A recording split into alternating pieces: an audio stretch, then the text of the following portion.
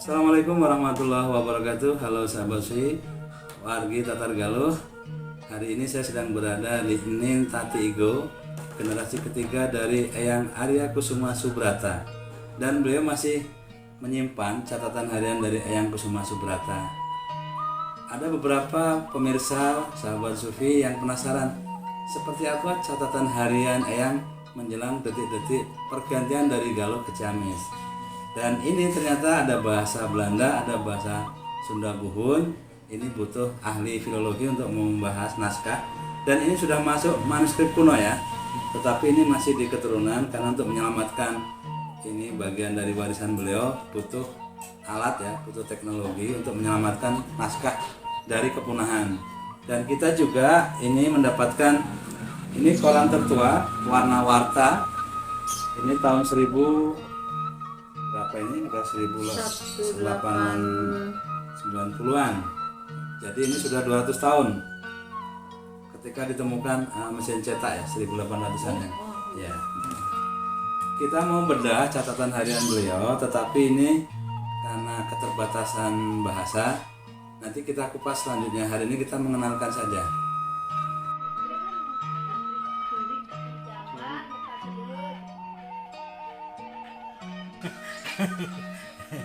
Jadi nih orang ngadek-dek. Berarti ini 2 tahun setelah menjabat nih ya. Katakan Agustus 1999. Ya begitu pupus oke nah langsung kapan kia? Eyang umur 9 tahun aja. Dia sudah dinobatkan sebagai putra mahkota. Kenapa? Ada peristiwa keluarga. Karena Uyut Prabu Kusuma Diningrat banyak istrinya kan. Semua otomatis dong ibu-ibunya pengen anaknya jadi Danusi ini jadi Danusi. Karena mungkin lebih jeli dengan ayahnya, lebih jeli melihat watak anaknya. Otomatis dia nunjuk Kusuma Subrata karena satu katanya Kusuma Subrata adalah cerdas. Kedua dia agamis. Jadi keagamanya paling nurut, paling ini nggak suka dengan yang lain-lain. Nah di situ yakin bahwa ini akan menjadi penerus. Makanya dinobatkan umur 9 tahun. Iya 9 tahun dinobatkan.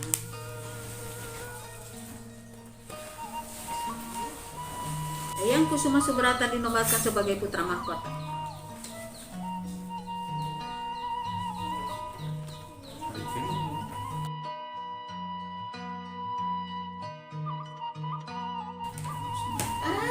Budak segede anak urang meureun.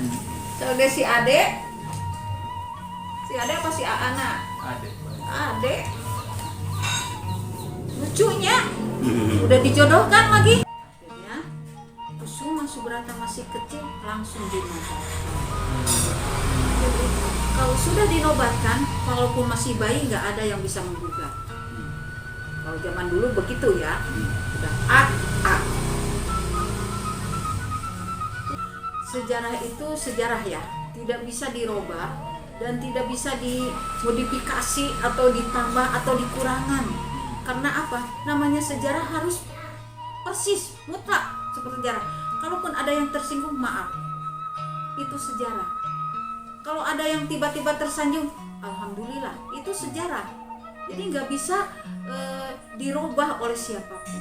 Begitupun sejarahnya Kusuma Diningrat dengan Kusuma Subrata. Berarti dinobatkan Umur Kusuma Subrata umur 9 tahun. 9 tahun. Itu ada. Sebabnya apa tuh nih? Sebabnya tidak mau jatuh ke lain turunannya. Bukan keturunannya. Jadi bukan alirannya, bukan menantu. Tidak mau untuk jatuh ke menantu atau ke adik. Kusuma Diningrat nggak mau. Mau ke anaknya sendiri. Yang betul-betul lebih jeli mungkin seorang ayah melihat tingkah laku anaknya, karakter anaknya. Dia memang katanya Kusuma Subrata anaknya cerdas, pintar dan agamis. Berarti kuat agamanya Dia kuat sekali agama. Sampai ketuakannya dia tasawuf lah, memperdalam agama, terus-terusan memperdalam agama. kesupian ini. Iya. Toriko apa? Iya, itu Sataria. Itunya Sataria, itunya itu apa ya namanya teh agama tadi teh udah dibilang. Tasawuf. Tasawuf ya. Tasawuf.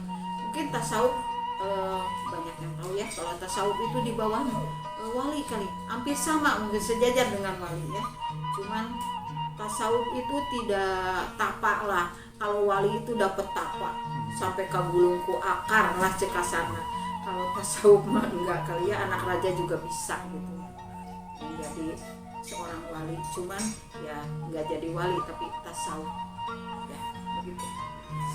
Berarti Nin mah berarti Uyut Kusuma Subrata itu generasi terakhir dari turunan Prabu Kaur Kuning ya Nin? Iya. Yang menjabat Iya, betul. jadi bupati ya? Iya betul betul. Berarti setelah pasca Uyut Kusuma Subrata lengser ke Lengser, Prabon yang itu meneruskan dari Kerawang. dari Kerawang. Setelah Winata. Iya, itu dari Kerawang. Dan itu sengaja Belanda itu ngambil dari Kerawang. Kenapa? Supaya pokoknya yang bisa mau nurutin bisa kemauannya disetir. Belanda aja setir politiknya. Iya. Kusuma Subrata awal kuat Prinsipnya Nin. prinsipnya kuat. Jadi tidak bisa disetir. Sampaikan ya, ada cerita. Sampai salah satu putranya, kenapa putra-putranya Kusuma Subrata tidak meneruskan ayahnya seperti ayahnya meneruskan Kusuma Diningrat? Karena apa? Karena tidak mau diperintah oleh Belanda. Kita harus yang merintah Belanda. Kita yang harus mengatur Belanda, bukan kita yang harus diatur di Belanda di negeri sendiri. Begitu. Jadi ini negeri sendiri, negeri Galuh. Jadi dia mempertahankan sekali Kusuma Subrata sampai ke anak-anaknya pun ikut tidak suka dengan Belanda dan tidak mau di. Satu waktu ada cerita, ini betul-betul terjadi. Ayahnya beliau Kusuma Subrata itu sakit,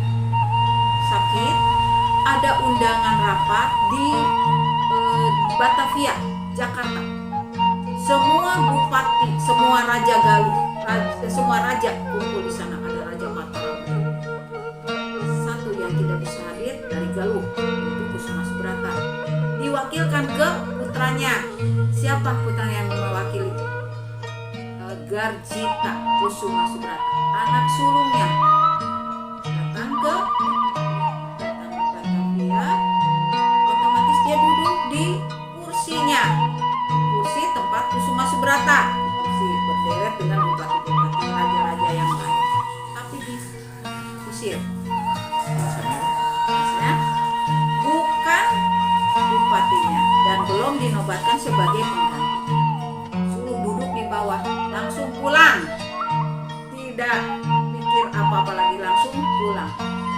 Marah. Karena apa? Cerita tuh sama ayahnya, cerita sama adik-adiknya, saudara-saudara. Bahwa saya mengunjungi dengan itu rahasia Galuh. Galuh adalah Galuh, nggak mau diutak-atik. Terus harapan Nin selaku keturunan dari beliau untuk Ingin tetap ya budaya Galuh, karakter Galuh tetap masih ada melengket di Galuh itu ada semangat Galuh. Galuh itu nama Galuh tuh bikin orang ini loh segan. Orang bikin orang segan nama Galuh. Kamu bilang dari mana? Dari Ciamis, dari Galuh. Segan orang. Tapi segannya lucu ya. Buat larinya ke Onong. Bukan Onong. Onong itu di bawah perintahnya Raja Galuh. Jangan menyalahkan Galuh bisa jadi apa katanya? Nanti kalau dijadiin Galuh katanya jadi apa katanya beritanya teh? Jadi apa? Kepercayaan, jadi orang tuh keagamanya jadi musyrik katanya. Bukan musyrik, yang musyrik tuh orangnya, bukan Galuhnya. Galuh mah tetap Galuh. Betul nggak? terus harapan Nin untuk pemerintah Ciamis ini dari keturunan ataupun sebagai warga masyarakat Ciamis. Itu sih siapa yang mampu. Bagi saya mah kalau zaman sekarang mah siapa yang mampu. Kalaupun dari keturunan, kalau nggak mampu buat apa acak-acakan? Terus bisa lagi dipengaruhi orang luar, hancur deh Galuh. Tetaplah, pokoknya yang mampu, syukur-syukur orang Galuh, tetap orang Galuh. Di prinsip ketegasan dan bijaksana ini. Iya, tak itu. Mencintai tanahnya sendiri, leluhurnya sendiri, negerinya sendiri. Ini negeri Galuh loh. Dan mencintai masyarakat.